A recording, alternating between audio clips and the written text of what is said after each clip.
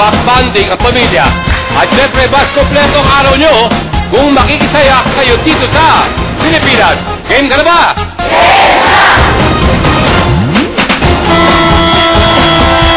Ang mga bagong members sa aming gallery of players ay mga beauties at singers. Clara, Harleen, beauty and vocal coach, Jody, Mark, Ronnie, at si Christian.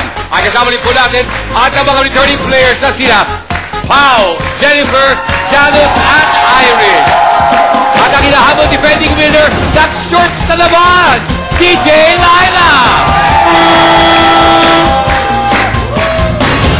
That's been elimination round. First five players na may tamang sagot, pasok na sa next round on their way to 1 million pesos. So come on, let's play!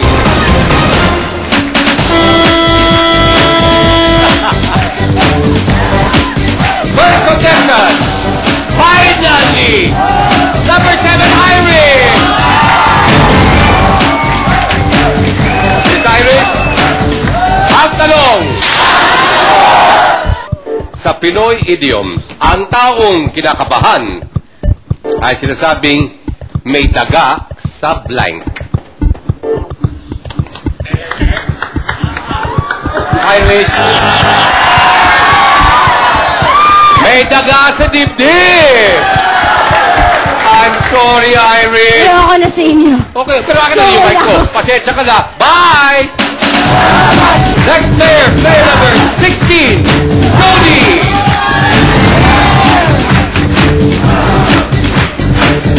Ang tanong. Ito, bagay na bagay sa iyo ito. Kumpletuhin ang motto ng taong matapang. No retreat, no blank. Surrender! Next player, player number 17, Christian.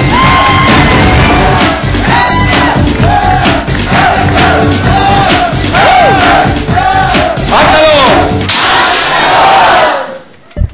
Sa Pilipinas, Christian, anong opening ang madalas tinutukoy ng katagang pasukan na naman? Anong opening? School opening. Okay, sagutin mo. Correct. Correct. Next player, player number 210.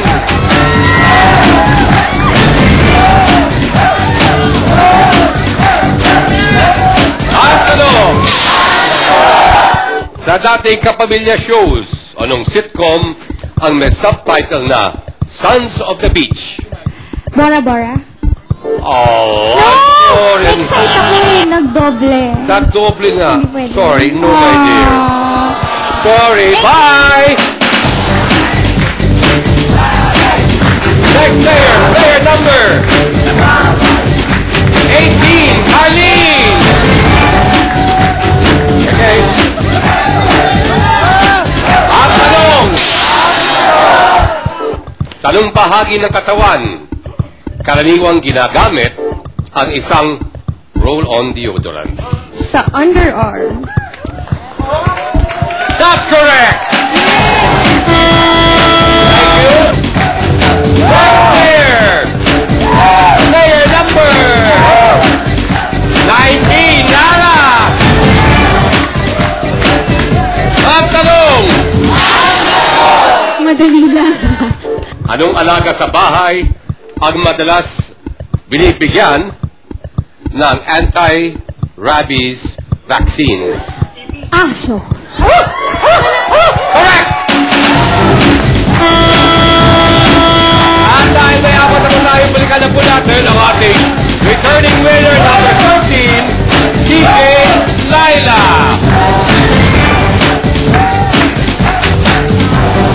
Okay, ang tanong para kay Laila. Sa amusement center, ilang tao ang magkalaban sa larong air hockey? Dalawa. Totoo! Correct!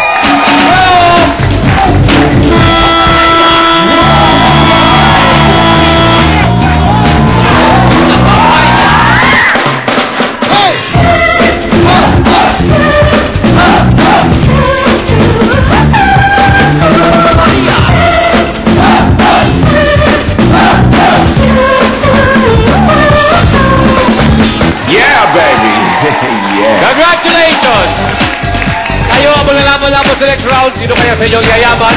Sino ang mababaon sa utang? You'll find out when we return dito sa Pilipinas. Game ka na ba?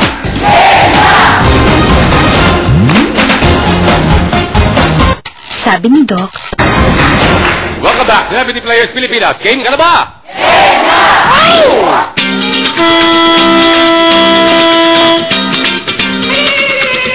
Papayo! Nausa!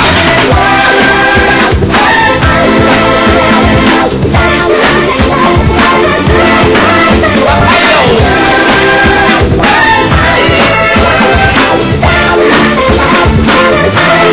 Nausa! Liha!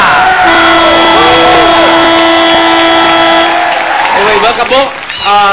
Doon sa sabi ko, meron ka tayo dapat batiin. Before anything else, gusto kong pasalamatan po ang Philippine Orthopedic Institute because, minsan, pag hindi celebrity guests, nakakaroon kami ng mga man on the streets, and minsan nakakataw na, they are nagkaroon ng kalamdaman, they had to cut their legs. Yung meron tayong kaibigan, Philippine Orthopedic Institute, ang nagsusupply ng mga artificial legs.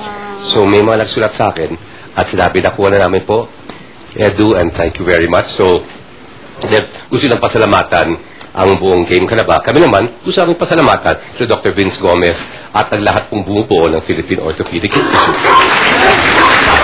Hindi lang isa eh.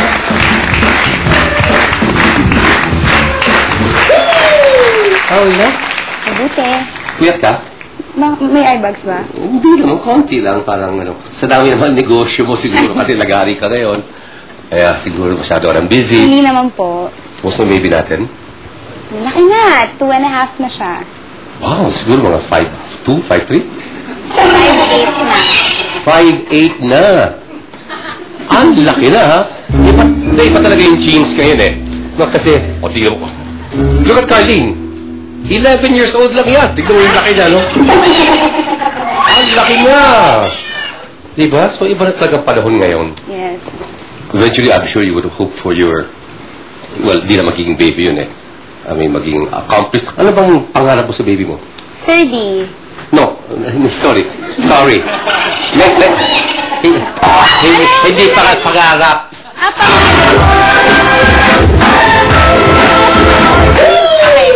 Ay, ang ganda-ganda mo pa naman. Sayang, bingi ka lang.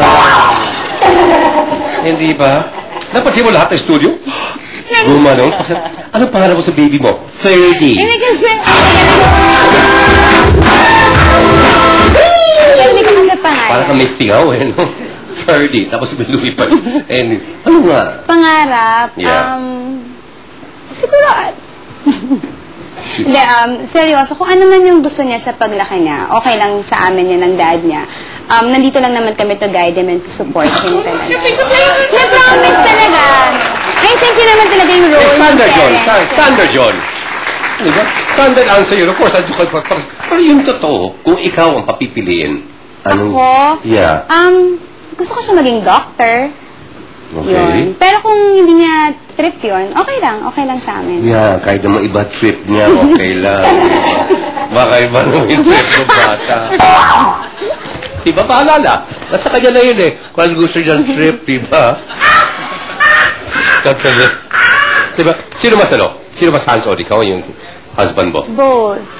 Both. Pero kami, yung husband ko nakakatuwa sa kanya kasi kahit na silang dalawa lang nung son ko yung lumalabas, walang yaya, kaya niya. Nag-watch sila ng movies together, silang dalawa lang. Oo, nagko-coffee together. Coffee, gimmick. Gimmick, tagmumuli. Nakita nga sila sa embassy nung isang araw eh. Nabanggit na ni 30. Nakita ko siya. Buti ko makapakal eh. Naglalakad ako. Dilim, ang dilim doon. Naglalakad ako. Tapos napangga ako. Ay, Enyo! Saka parang pagod kasi mata parang di ko maintindihan. Baka maraming nainom. Yun, sinasabi ko, wag, bata. Diba? Ito ba si lahat ng magulang naman? They always wish the best. Of course, meron tayong mga little dreams for our children. But at the end of the day, dun din pa rin babagsak yun eh, kung ano ang kanilang gusto. Yes. Diba? But I know for a fact that you're not just a beautiful person, but also a fantastic mother. Thank you.